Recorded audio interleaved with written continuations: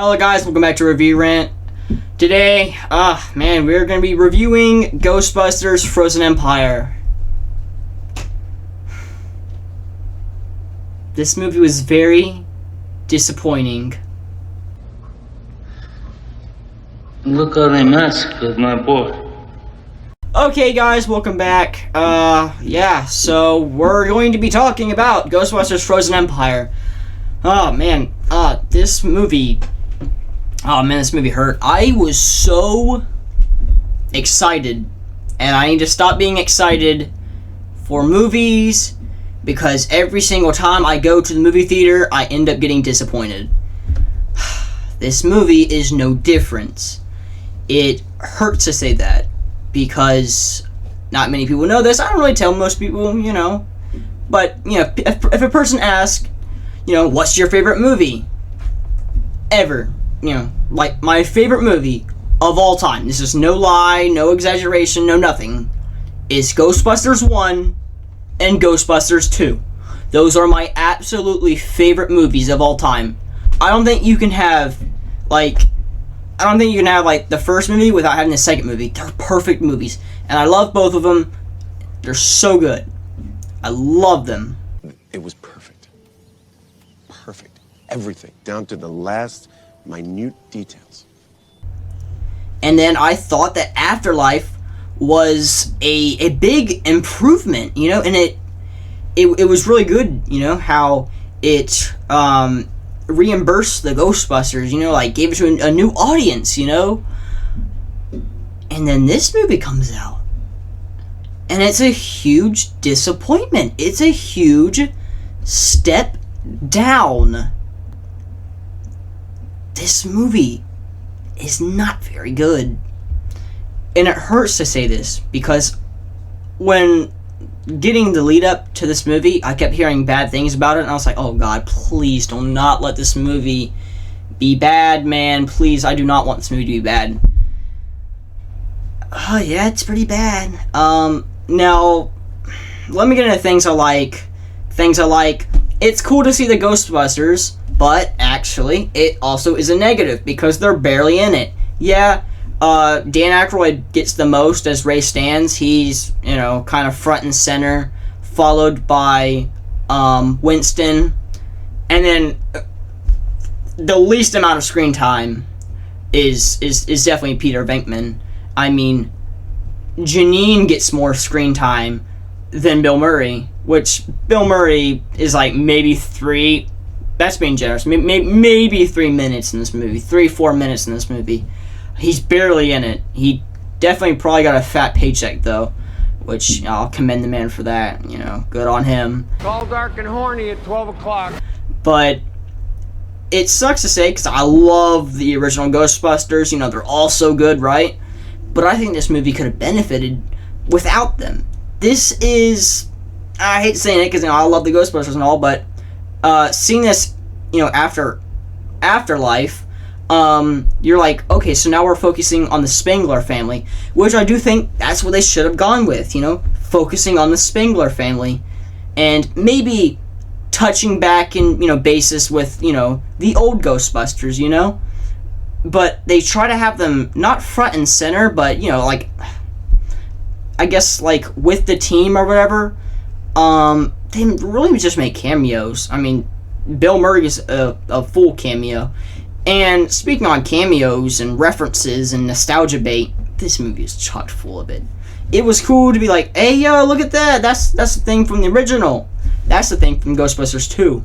Oh, I know that guy. He's from the thing. He's from the library scene, And after a while, it gets repetitive. You're like, oh, yeah. It's cool to have references, but make them where people actually have to look at it, like an Easter egg, like Easter eggs, instead of just having it just haphazardly thrown to the sidelines, man. This villain looked so good, had so much promise to it. Like Garaka, I think the name was. Really cool creature. I would have loved to, not seen, the full face of it, because the face kind of looks dumb. But, in the trailers, it shows, like this menacing thing. Honestly, I think it would have been cool if we actually never got to see the face in the actual movie, you know? Like, it's, just focus on his eyes, and maybe up to, right here, you know? Only, half of its face is shown through the movie or something like that. You know, if they want to do close-ups or something, that could have been cool, you know? But they didn't do that. And they showed his very, very squash-looking face. It was very weird. Speaking on the trailers, too, the trailers is a lie. You sit on a throne of lies. It is an absolute lie, because the trailer made it out to be so basically this is what I was expecting out of this movie. Here's a little brief thing. So what I thought was maybe the beginning was probably going to focus on, the Spangler family, going after Ghostbusters and stuff, right? Then with Ray Stantz, he, gets Paul Giamatti's character, he has the globe thing. I'm going to get into his character later, though. The fire guy or whatever. And then, he sells it to him. There are some funny bits in the movie, though. How he's 50, 60, 70. That was kind of funny, a little bit. And then maybe, he, uses the thing. He gives it to Winston or whatever, This is thinking about it. And maybe, the thing in the trailer looked like, the orb's just gonna, take that guy's hand and, break it or something and escape, And then that could have been, the middle of the movie. That should have been, the middle of the movie, right? And then the rest of the movie is New York and it's Ice Age. It would have been so cool, to see the Ecto-1 go through a city, the city town with ice and all these giant spikes, going up from the ground and ghosts, it would have been so cool. And then maybe at the end, have the new Ghostbusters and the old Ghostbusters, fight the thing. But no, the first hour and 30 minutes are so boring. Nothing's happening. Nothing's happening. Something about a map. Nothing's happening. It's over. A lot of people in the audience look pissed. It is a chore to get through this movie. And I hate to say this because I was so excited for this movie. So unbelievably excited for this movie. And it was such a disappointment. The comedy was hit or miss. It's almost like that Venom, the two Venom movies, In this favor, though, it definitely did not suit this movie. Very few times did I actually hear myself, laugh out loud, because there's not very funny scenes. There's a few scenes that are actually, kind of funny, and I did laugh, but everything else just falls right flat, man. It's very, very disappointing. And then the final act actually looks like it's going somewhere with, the ice and stuff. I'm like, okay, I'm sitting in the theater, an hour and 40-something minutes in, probably not even something. I just don't even know, man. The final act, I was thinking, you know what, we're going somewhere.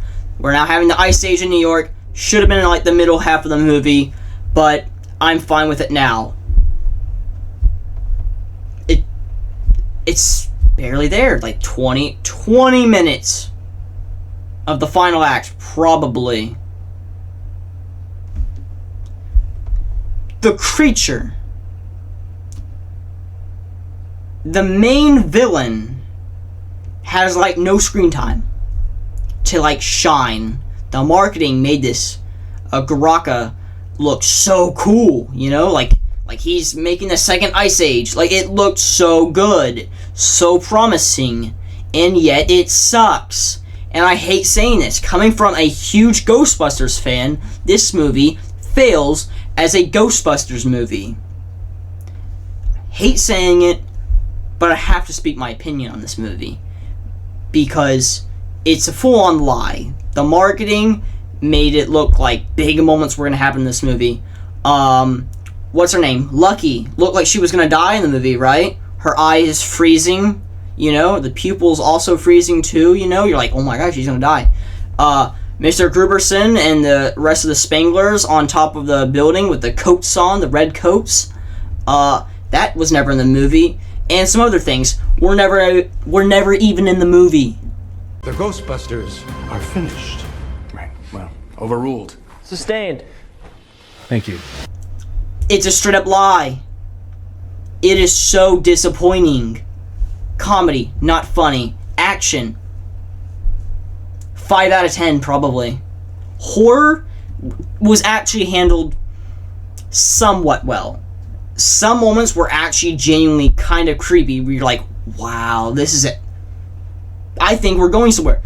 It was probably the most horror Ghostbusters movie, and saying that I hate this movie sucks, because there's not a Ghostbusters movie that I actually hate. Except for that one. I hate that one. But besides that, these movies are supposed to be like really good, and then you get to this movie. And it's weird. You have the original Ghostbusters. You have like a perfect balance, you know, of old and new characters, and you have a great title, Ghostbusters Frozen Empire. You know how cool that sounds?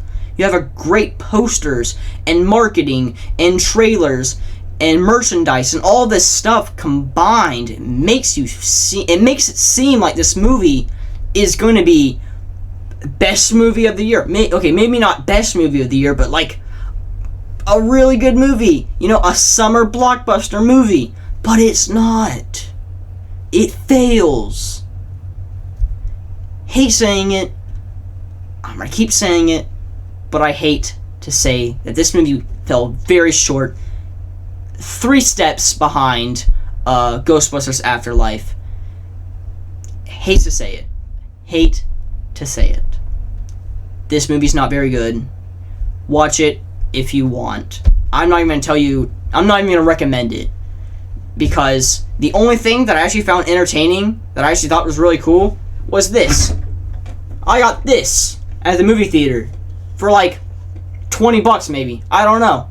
I wasn't looking. And look. Right here. Oh, look at that. This right here. See this? This is single-handedly more entertaining than the actual movie itself. I want you to think about this. Look, this is cool. This is not very cool. The movie's not very good. And I don't want to hear anybody saying that this is like the best movie ever, because if you want to see an actual good movie, watch the first 2 Ghostbusters movie and watch Afterlife. They are way better than this movie. I'm going to leave you off on this video today because I am very, very angry and very, very sad, really. Because I was very excited for this movie. I was over the moon. I was expecting this to be great. A 10 out of 10 movie. I would say it. I was expecting not a masterpiece, but maybe something that rivals Afterlife, right? No, it did not. It sucked. I'm sorry to say it. If you enjoyed this movie, I commend you for that. Because I wanted to like this movie, but I didn't like it. And I'm sorry to say that. But I'm going to give this movie like a 6 out of 10. I was expecting to go out of the theater 9 or 10. No. Leaving the theater, when the credits started rolling, I crossed my arms like this. I was shaking my head at the screen. I was like, this is not a very good movie. This is not very earned. The score's not very earned. The characters aren't very earned. Nothing happens in this movie. Melanie, I completely forgot about the character. She sucked too. This movie is boring. Melanie sucks. The villain, underused. The characters, not very good. Comedy, again, sucks. Sorry if you like this movie, but this movie's not very good. Don't watch it. Till then, guys. Peace.